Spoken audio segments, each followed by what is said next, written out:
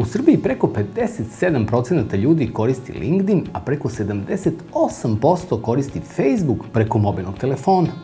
Ovo su ujedno i mreže gde se najviše diskutuje i gde se statusi redovno pišu, ali ni Instagram nije izuzetak.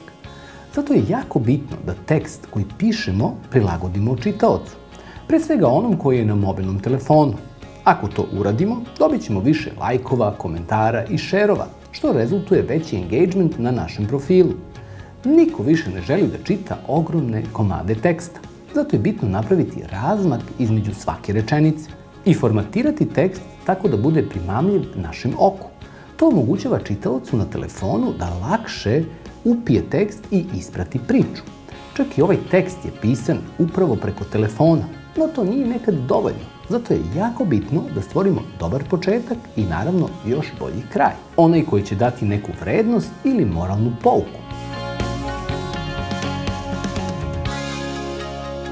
Najbolje početi sa nekom bolnom tačkom, sa zapletom, sa neverovatnom činjenicom ili pitanjem na koje svi traže odgovor.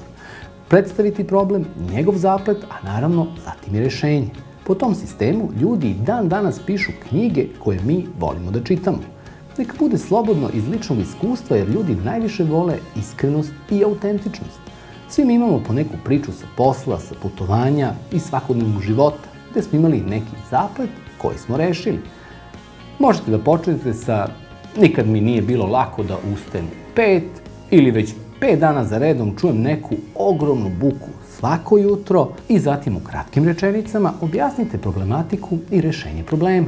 Možete na kraju završiti sa pitanjem koje može da glasi: da li ste imali slično iskustvo ili mislite li da sam dobro postupio? Pitanjem ćete stimulisati diskusiju, a samim tim i dobiti veću interakciju. Kažu da život piše najbolje priče. Zašto ne bi onda i svoju podelili sa ostatkom sveta?